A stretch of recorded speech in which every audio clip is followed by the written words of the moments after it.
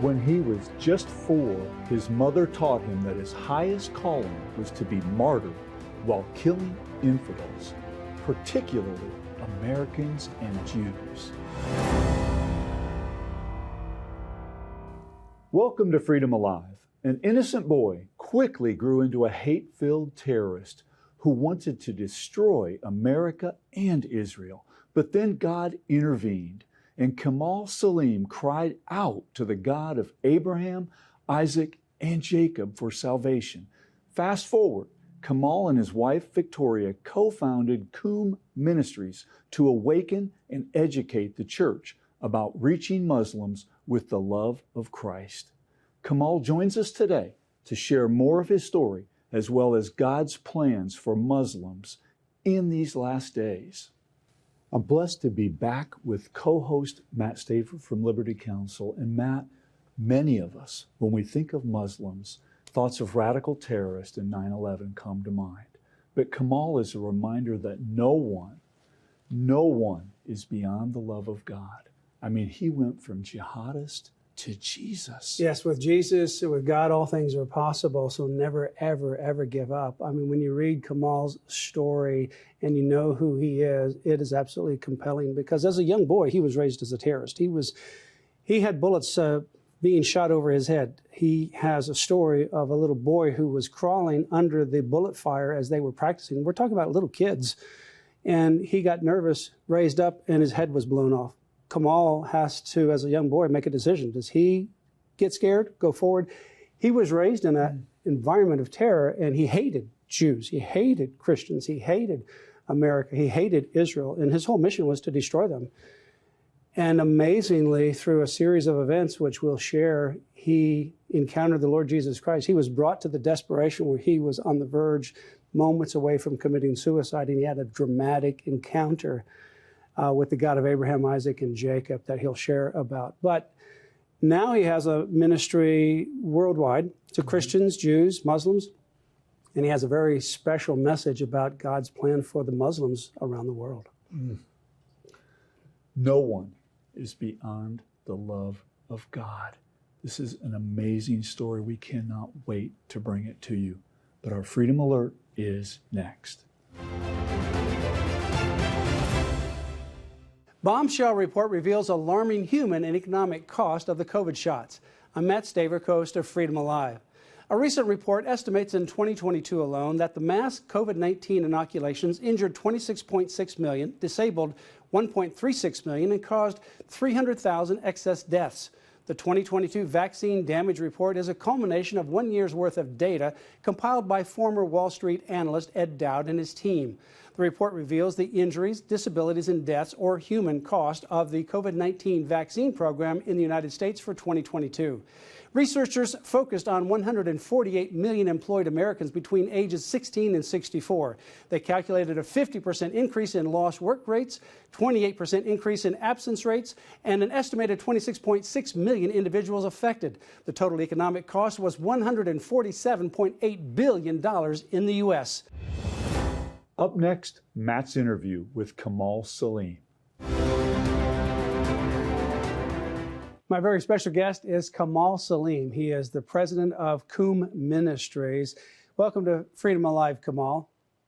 Well, it's good to be with you, Brother Matt, and it's wonderful and an honor to be with you.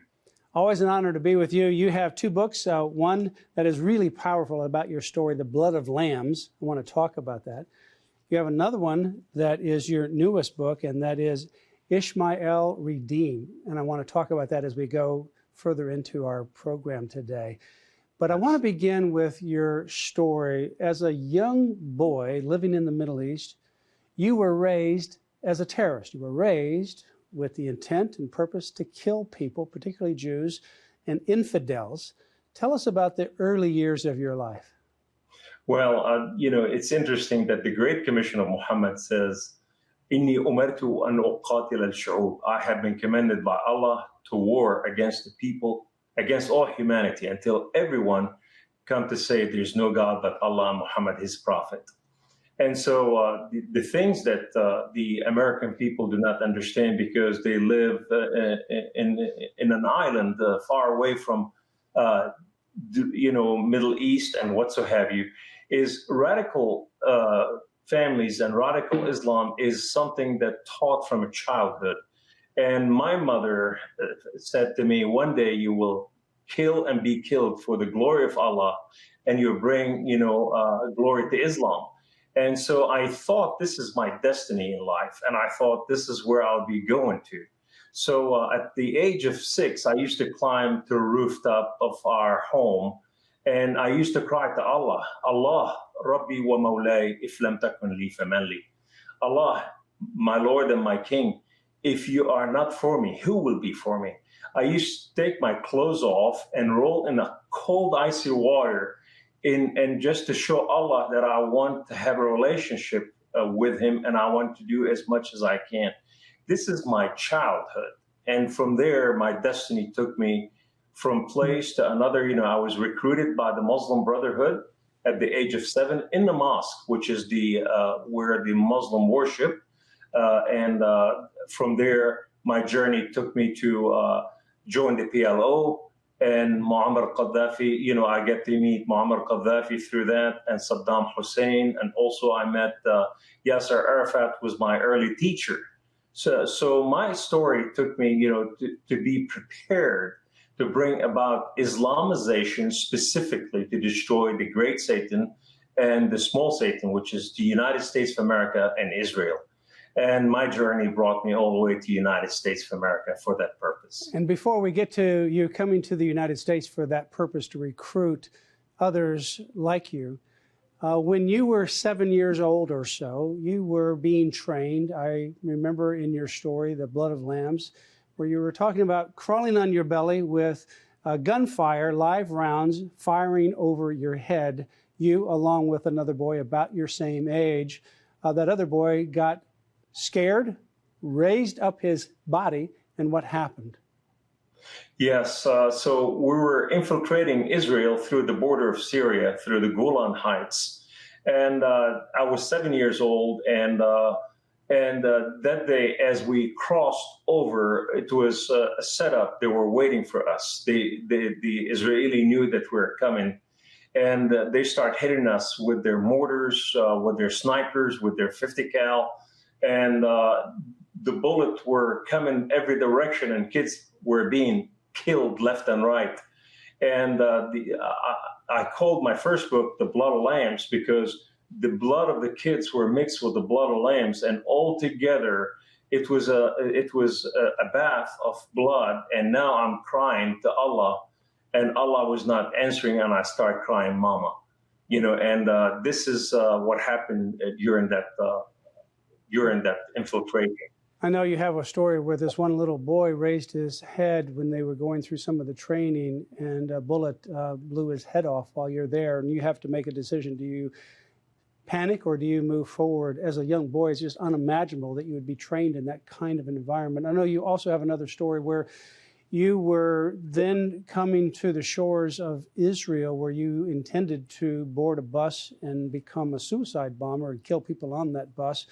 But you were ultimately intercepted by the Israeli forces with a weapon, a rocket that was fired near your boat. And you found yourself in Lebanon. And that's where you ultimately recovered from your near deadly wounds. But then eventually you made your way to the United States. And as a terrorist, that when you were in Lebanon, you would throw people and other people off the tops of buildings. You would kill people. You were merciless in what you did. And you came to the United States for one purpose, and what was that? So what led us as when I was a Muslim, and what led our radicalism, it was Sharia. Sharia is what constitutes a Muslim every way of life that they should live. And Sharia is a constitution that tells us how to live, how to die, how to kill, how to do everything else according to the theology of Muhammad, the Prophet of Islam. So I came to the United States of America to infiltrate the culture. I was not, coming with my gun. I was coming with my suit, meaning to infiltrate the culture, without scaring the culture, but become part of the culture. And from there, we're infiltrating the jail system. We were infiltrating the school, the American colleges. We're infiltrating the poor neighborhood. We're infiltrating the government, which is dealing with the senators, with the House reps, all of them. And the money was pouring out of Saudi Arabia to help us, to assist us in infiltration of the United States of America. And one day I had a car wreck. The car wreck was so severe, Brother Matt, that I ejected out of my car, fell on my head, cracking my neck in 2 places, and my collarbone and my left side was utterly, devastated. And I cried out with a loud voice, "Allah, where are you?" And Allah did not answer.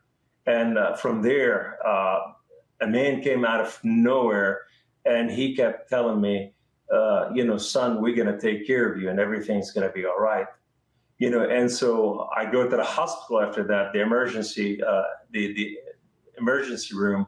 The orthopedic surgeon tells me the same thing, word for word. He said, you're in trouble, son, but we're going to take care of you and everything's going to be all right. Wake up in the hospital the second day, and the doctor of physical therapy comes in, and he tells me the same thing exactly, word for word.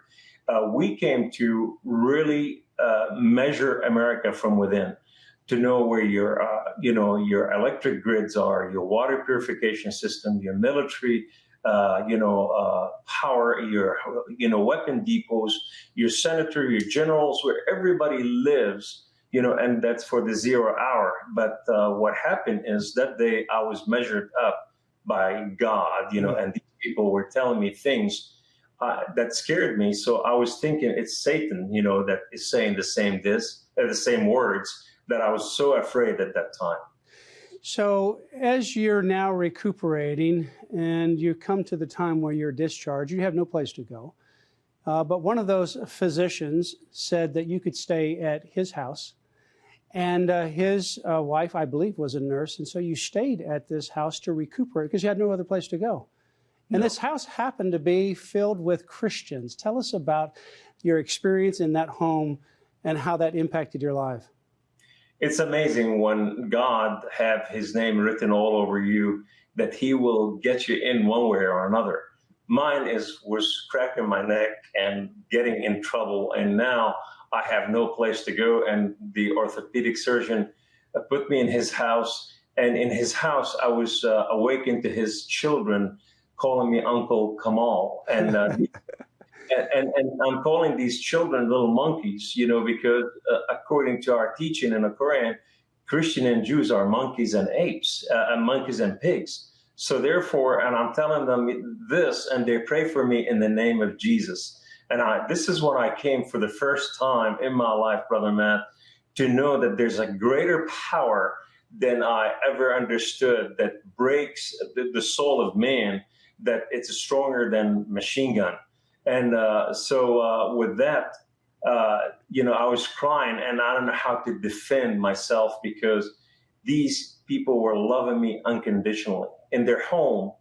The greatest example is how the husband treated his wife and how the wife treated her husband, unlike the way it is in the Middle East. Because in Islam, it says, الرجال قوامون على النساء. Women are owned by men.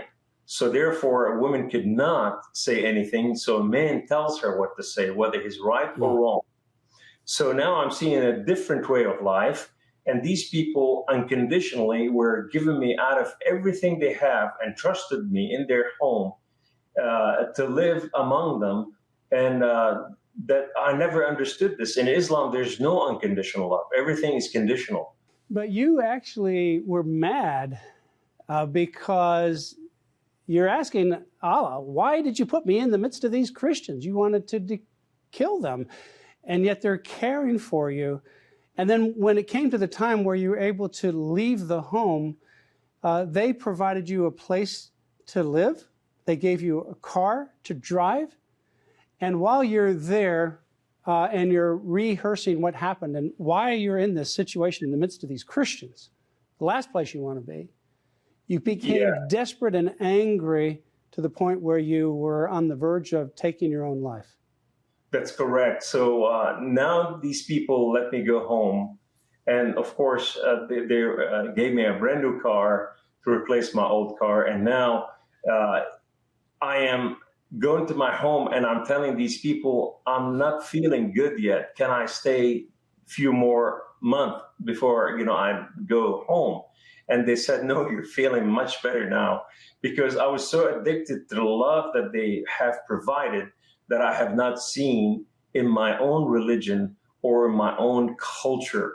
So with this, I fell in love with these people. Now I want to defend them, but I'm between those two major things. Which one do I believe, the God of Islam or the God of Christianity? So when I went home, I fell on my knees toward the eastern window, toward Mecca, and I cried out to my God, to Allah, and I said, Allah, Rabbi wa Mawlay. I said to Allah, my Lord, my King, why have you done such a thing to me? I'm so confused. These people are loving, they're unconditional, they are good people, and they speak to their God, and their God speaks to them. They hear his voice.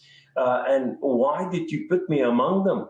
I am so confused. So with this, Allah did not say anything. So I came to the conclusion, I need to go ahead and put the gun in my head and finish my story, because if I go back to Lebanon, where I came from, I will be honored killed immediately, either by my family or either by, the PLO.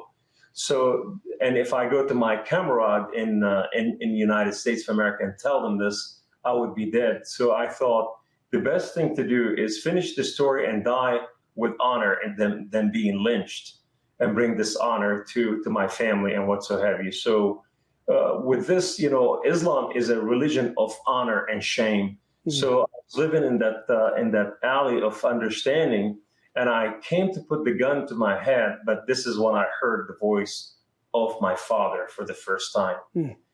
And God the Father himself called me by my name 3 times. He said, Kamal, I am the God of Father Abraham and Isaac and Jacob.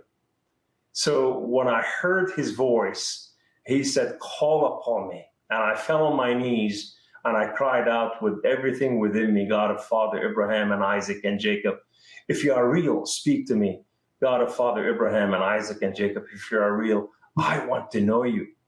And lo and behold, the Son, Jesus Christ, filled the room with his glory. He stood there in the midst of the room, and he was the light of humanity. He's the center of all things.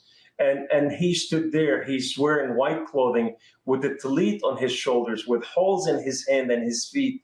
And I knew right away on my knees that he is the Lord of hosts. And I knew right away that he is Jesus, the Son of the living God. And I knew right away, my knower knew everything. The knower became to know the Creator himself, and who called you by his name. And I called upon him that I said, I said to him, who are you, my Lord? He said, Ana huwa. He spoke in Aramaic, and I understood Aramaic. He said, Ana huwa, I am he. I said, what is that supposed to mean? He said, I am the Aleph, the Tav, I'm the beginning and the end. I am everything. So he said, Kum Kamal, arise. So as I rose up, my body, my broken bones were healed. But the greatest miracle that happened, there were reformation in my mind and reformation in my heart. There was change within me that changed my life. And I knew that I was set free for the first time from bondage of, being a radical, from being hostile, from being, that spirit of destruction that was upon me left me for the first time. Yeah. And I said to him, my Lord, I will live and die for you. He said, do not. I said to him, my Lord, I will live and die for you. He said, I have died for you that you may live. And I said to him, use me, my Lord. And he said, the harvest is plentiful, the workers are few. Be an ambassador of mine. There is an incredible movement that's happening globally among the Muslim community.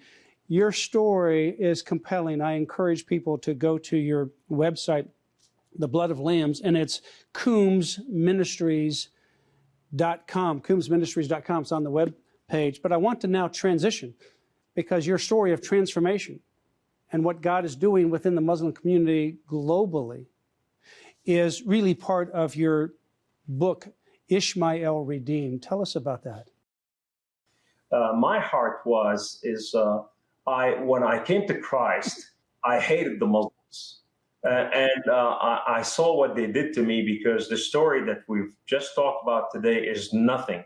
It goes to the deeper abuse from family, what so have you. But the thing is, but the Lord said to me, these people are my beloved. I created them in my image, and I love them to save them. Who are you that you have been saved, that you could not extend the same love to them that I extended to you? And I did not understand all this, but then one day I went to speak at a conference in Canada, and I met Apostle Faisal Malik, who imparted to me, God redemption to the Muslims in the Bible, and how that blueprint is set in there. And now the time is come for all this to take place. So when I start digging into this, the deeper I dug, into it, the more I start having revelations with the Holy Spirit, and I start having keen understanding what God is doing. So I start zooming on all this, that the Lord showed me that the Muslims are not just, they are, God never created Islam. It was not part of his agenda. Their agenda, the sons of Ishmael, destiny, was hijacked by Islam. So I came to know this, not just that, because my heart was like, why would you allow Islam to take place?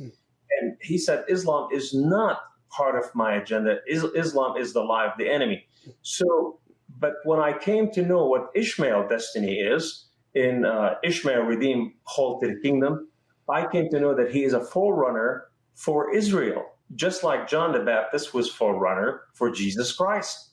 And I was going, my goodness, how could that be? And he said, throughout history, the Lord showed me that throughout history, he said, the sons of Ishmael saved Israel, twice while they're about to be destroyed, and so the first time it was when Joseph were about to be killed by his brothers. And what happened, he was thrown in a pit, and God sent the Ishmaelite. And they pulled him from the pit, and they took him to the palace to fulfill his destiny. The second time, Moses was cast out of the desert to die. And lo and behold, the Midianite took him in, and they married into him, just like Joseph married and had two sons by a foreign woman. So that Moses, he married into the Arabs, and he had two sons. And that's where the lineage of Jesus Christ come through. And you go like, wow. And so they saved Israel one more time. And they equipped him. They took him to the mountain of God. They sent him, and they went with him all the way to Goshen to release the Israelite. The third time that's what happened is, I got to tell you this story. I believe that the Muslim, when they relinquish the Sharia, the Islamic doctrine, they will go to their brother Israel, and they say to him, we left our doctrine and our laws for your Lord. Incredible transformation only through the power of Jesus Christ. Your book, again, The Blood of Lambs, strongly encourage, an amazing read. And then your new book, Ishmael Redeemed. And yes, we can get that and other information at your website, CoomeMinistries.com, CoomeMinistries.com. Yeah, you can pre-order the book because it's not out yet. It'll be out this summer, and it has a DVD as well, a set of DVD if you're a watcher. But if you're a reader, you want to read the book. And this is really good for pastors, for missionaries, for homeschoolers, for prisoners, for businessmen and businesswomen, for college Christian students. I recommend this highly for college students, Christian students, because this is what they will be faced with in the near future. This is, you can order it on KoomeMinistries.com. And of course, you speak all over the country, so I encourage people to reach out to you. Kamal, thank you for being with us on Freedom Alive. Thank you for your incredible story and for your incredible boldness to be able to speak up and go where the Lord Jesus Christ leads you. Thank you very much. Matt, such a hope-filled story and an illustration of how God works in our lives. A young man who's been filled with so much chaos and confusion by the enemy, yet in his moment where he's at the brink of suicide and despair, God says, "Arise, Kamal." Yeah, it's amazing. I mean, his story is really dramatic. There's a lot more details that you can read about his story and that dramatic encounter with Jesus Christ when he literally had the gun to his head, ready to pull the trigger, and he called out to Allah and heard nothing, and then called out to Jesus, "If you're real," and he hears this voice of the Father. It's a powerful story. He also has a story in his book with regards to what happened where he was on 9/11. And as soon as the events of that day began to unfold, he knew exactly what was taking place because he was part of that whole scenario wanting to bring down America. So you have a man like that who was just incredibly impacted by Jesus Christ, literally transformed from a terrorist who would throw people off the tops of buildings in Lebanon, kill people, wanting to take his life as part of a suicide bombing mission, to an evangelist who's an evangelist worldwide who loves the Muslims, who loves the Jews, loves Christians, and has an incredible ministry that God said, "Kamal, arise." And that's the reason for his ministry, to really bring the healing sunrise of Jesus Christ globally to people. Because that really is the answer to the conflict between Jews and Muslims or Christians or anyone else, races. The answer is in Jesus Christ. Mm-hmm. We delight in bringing you stories like this on Freedom Alive, and I hope you're encouraged to hear this, that no one is beyond the love of God. That means no one, not you, not your loved ones, not your children, not your grandchildren. No one is beyond the love of God. He is in the transformation business and the miracle business. In closing, remember Isaiah 49, verse 16, which says, "See, I have written your name on the palms of my hand." Our freedom is a gift from our Creator. We must never forget that and always protect it. So join us here next time where you'll hear victories as well as ways you can stand up for your priceless freedom. Join us again for Freedom Alive.